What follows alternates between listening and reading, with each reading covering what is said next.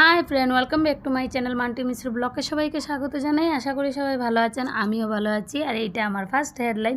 তো আমার হেডলাইনটা আমি কেলুতে দেই, আর বাকি সব কথাগুলো আমি সিলেটিতে কই, কারণ আমার যেটা নিজস্ব ভাষা, আমি যেটা ছোটোবেলার থেকে বড় হইয়া ভাষাটা শিখিয়েছি, ওই ভাষাটাই দিই। তো আজকে তোমরা লগে শেয়ার করবো কারকুল রেসিপিটা। সেদিনকে আমি তোমরা কইছিলাম ব্লগে যে আমি এই রেসিপিটা এইটার ব্লগে দিতে পারতাম না, কারণ অনেকটা লম্বা হয়ে যাবো। তার লেগে আমি ভিডিওটা শর্ট করার লেগে এই রেসিপিটা দিছি না, আলগা করিয়ে রাখছিলাম। তো এটা এখন তোমরা লগে শেয়ার করবো। আর কারকুল নিয়ে নিলাম, কারকুলটা ভালো করে ছিলিয়ে সিদ্ধত বয়াই দিলাম, আর এদিকে সরষেটা রাখলাম 2 মিনিট ভিজাইয়া। আর এইদিকে দেখো আমার কারকুলটা পুরোপুরি সিদ্ধ হয়ে গেছে, ভাপ দিলেইছি। তো এটা এখন নামাই লিমু। আর যেহেতু আমার গ্যাস জ্বলানি আছে, কারকুলটা নামানোর পরে খালি যাইব গ্যাসটা, তো ভাবলাম যে না, মুসুর ডাল বানাইলে, কারণ কারকুল পুরের লগে মুসুর ডালটা খুব ভালো লাগে। তো এর লিগে মুসুর ডালটা বয়াই দিলাম। আর এইদিকে দেখো কারকুলের পুরো সবজিটা আমি বাই করে লিমু। আর পিছন দিকে দেখো আমার জামাই আমার কতটুকু হেল্প করে। আমার জ্বলানে জামাই না, মানে বর। জামাই কইলে অনেক মানুষের কনফিউশন থাকে যে জামাই তো মেয়ের জামাইও হইতে পারে। তো মেয়ের জামাই না, আমার বর কতটুকু আমার হেল্প করে, আমি ভাগ্যপতি আমার জামাই যে আমার অতটুকু হেল্প করে। তো তাই না, আমি এদিকে রান্না করতেছি, আর তাইনের বাকি কাজটা, আমার যে জল উঠানের কাজ, এটা আমার কাজ, এইটা তাইন কমপ্লিট করার। তো একটা একটা করিয়া সবটা সবজি আমি বাই করে লিমু। বাই করে এই সবজিটা অ্যাকচুয়ালি আমি ভালাইতাম না, এটা আমি এটা দিয়েই আমি কারকুলের মেইন রেসিপিটা বানাইমু। আর এদিকে যে শস্যটা ভিজিয়ে রাখছি, শস্যটা আমার কমপ্লিট হয়ে গেছে ভিজানি। কমপ্লিট মানে শস্যটা একটু নরম নরম হওয়ার লেগে আমি রাখি দিয়েছিলাম জলে ভিজাইয়া। তো হয়ে গেছে।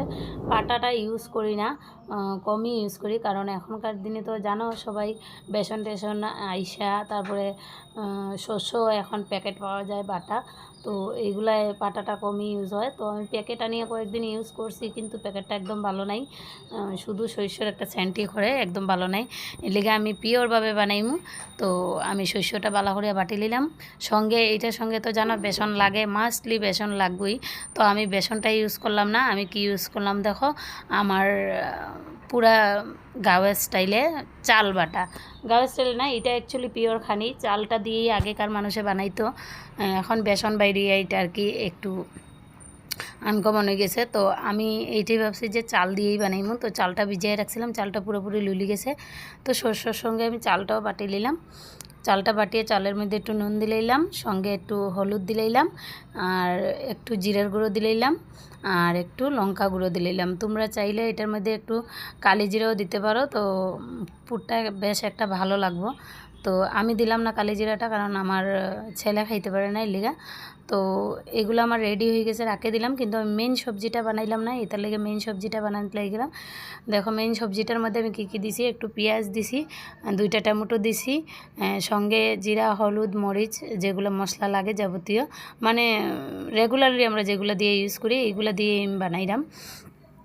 তো এটার মধ্যে দিয়ে দিলাম একটু শস্য, ওই যে শস্যটা বাটলাম ওই শস্যটা, মরিচ দিয়ে দিলাম, লঙ্কা গুঁড়ো।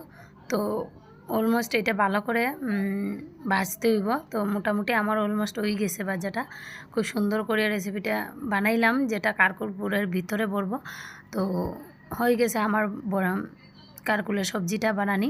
তো এইটাই মাসলি ইম্পর্টেন্ট, মানে এটা টেস্ট করে না বানাইলে এটা কোনো কারকুলপুরের কোনো মজাই লাগতো না। এটার লেগা এইটা একটু ভালো করিয়া সাতলাইয়া বাজিয়া বানাইবা, তো অনেকটা টেস্টি হইব। আমার মেন এটাই। আর আমার জামাই এগুলো অ্যাকচুয়ালি চাটনি শীতল দিয়েও বানায়, আমি শীতল দিয়ে বানাই না। আমরা ঘরের মধ্যে সবই ভেজি বালা পায়, তো এর লেগে আমি শীতল দিয়ে বানাই না। তো এটা আমার কমপ্লিট হয়ে গেছে। তো একটা একটা করে সবটা সবজি আমি এটার ভিতরে ঢুকাই দিব। আর আমার জামাইয়ের, আমার বরের যেহেতু ফেভারিট, তো তাই বারবার ইয়া দেখার যে কখন যে হইব আর কখন খাইব তাই। তো আমি জলদি জলদি বানাইলেই তো অলমোস্ট কমপ্লিট হয়ে গেছে আমার সবজি বড়া। তো ওই যে বেসনটা বানাইছিলাম, বেসনটা এটার উপরে দিয়ে দিলাম। পুরাটা বেসন বালা করিয়া দিবা, যাতে সবজিগুলা বের না হয়। তো আমি এটার উপরে পুরোপুরি দিয়ে দিতেছি, মানে আমি যেইভাবে এটা রেডি করছি, একটুকু যাতে ওয়েস্ট যায় না, নষ্ট না হয় চাল বাটাটা, এইভাবে আমি আর কি একদম মাপিয়া চালটা বাড়ছি। তো বেসনটাও এইভাবেই আমি রেডি করছি পুরোপুরি। তো কমপ্লিট হয়ে গেছে আমার, এগুলোর মধ্যে পুরোপুরি দিয়ে দিলাম। এখন আমি এটা একদম গরম গরম তেলে পকোড়ার মতো ভাজি লইমু আর তারপরে দিয়া হইব এটা খাওয়ার টেস্টি। তো তোমরা প্লিজ একটু দিমি আঁচ দিয়া এটা ভাজবা, কারণ নাইলে তলে লাগে যাব, যেটা আমার সঙ্গে হয়েছে। আমি আগুনটা পুরো একদম হাই দিয়ে রাখছিলাম, তো আমার কারকুলপুরটা একটু নিচে একটু কালচটা কালচটা ভাব ধরে লইছে। তো এটার লেগে একটু আগুন কমাইয়া দিবাই। তো পরে দিয়ে যেহেতু আমি আগুন কমাইছি, তারপরে তো কিছু করার নাই, যেটা কাজটা ভাব ধরে এটা তো ধরেই লইছে। দেখো এই যে একটু পুরা পুরা টাইপ ধরে লইছে।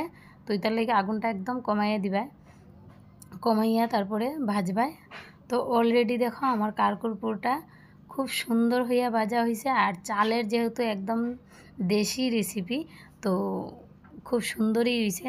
আগেকার দিনে মানুষ যা খাইতো ঠিকই আছে, এখন অর্ডিনারি করতে করতে এতটা করছে যে মেলু করার অনেকটাই কষ্ট কমে গেছে। তো চলো ভালো লাগলে এরকম বানাই।